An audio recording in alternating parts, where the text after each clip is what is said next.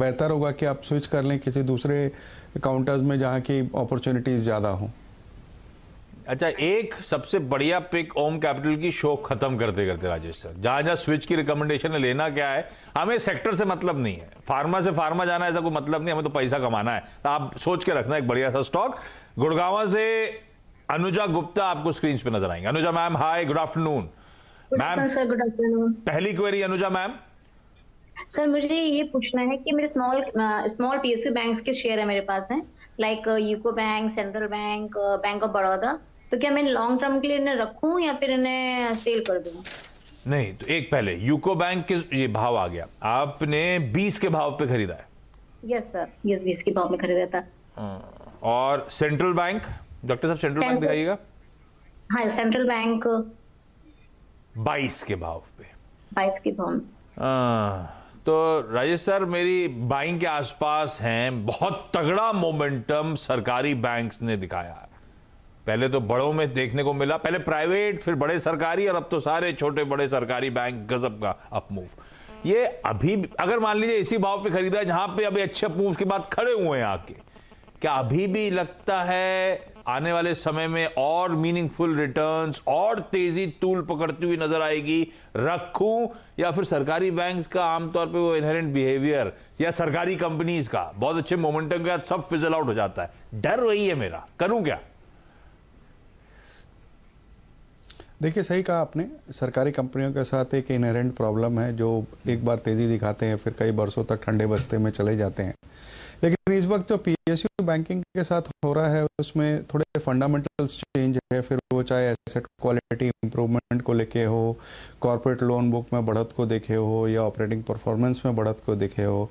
Return on asset अगर आप देखेंगे कई वर्षों के बाद बहुत अच्छे आए, नतीजे बहुत अच्छे आए, और ये कैचअप करने की कोशिश कर रहे हैं प्राइवेट सेक्टर बैंक्स के साथ।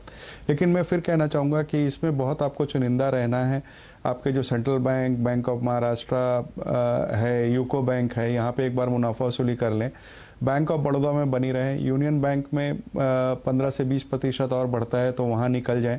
और मैं कहूँगा कि ये जो पैसे आप जो बेच के निकालेंगी, इसे स्टेट बैंक या कैनरा बैंक में स्विच कर लें।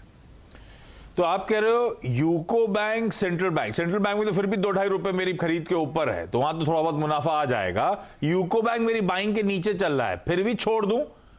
और दूसरा आप कह रहे हो यूनियन और बीओबी को फिलहाल के लिए होल्ड कर लूं, थोड़े बहुत गेन्स अभी भी देखने को मिल सकते हैं, और इवेंचुअली ये सारा पैसा समेटूं, किसी एसबीआई, किसी कैनरा में डालूं अगर सरकारी बैंक से एक्सपोजर चाहिए तो। नहीं, आप बैंक ऑफ बड़ौदा से भी कंटिन्यू कर सकते हैं।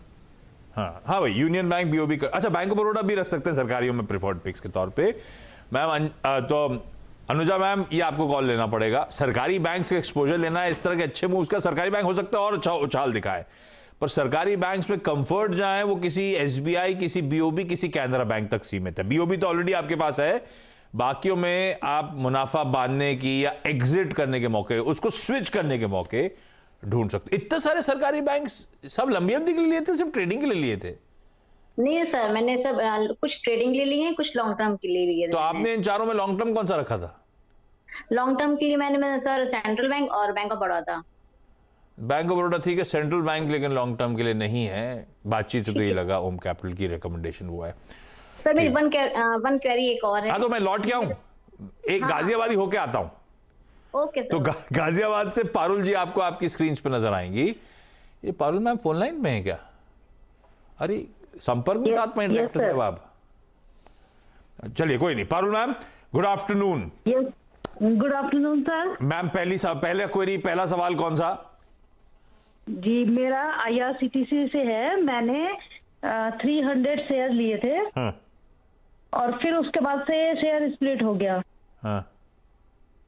अब मेरा लॉस जो है पर शेयर 1108 का मेरा जो मतलब प्राइस आया फिर उस पे, और जो अभी जो चल रहा है 733 पे चल रहा है। तो आपकी खरीद भाव क्या आप कह रहे हो 1100 हो गया?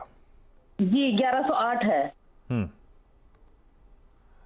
स्प्लिट आया था, एक को 5 में तोड़ दिया था, तो आपका भाव एडजस्टेड पड़ा 1100 का, और इस समय चल रहा है 700। यही सवाल है ना?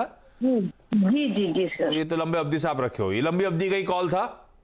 जी जी अरे सर ये मोनोपोलिस्टिक ये बिजनेसेस, कल भी सवाल IE जैसे आया था, आज IRCTC आया, वो कैम्स हुआ, ये सब तरह के सवाल बहुत हैं, क्योंकि इनमें बहुत अच्छी तेजी के बाद मोनोपोलिस्टिक बिजनेसेस, मोनोपोली बिजनेसेस, क्या री रेटिंग हुई थी इन स्टॉक्स की, और उसके बाद प्योर डिस्ट्रीब्यूशन हो गया, हम सब रिटेल के हाथ में रह गया ये।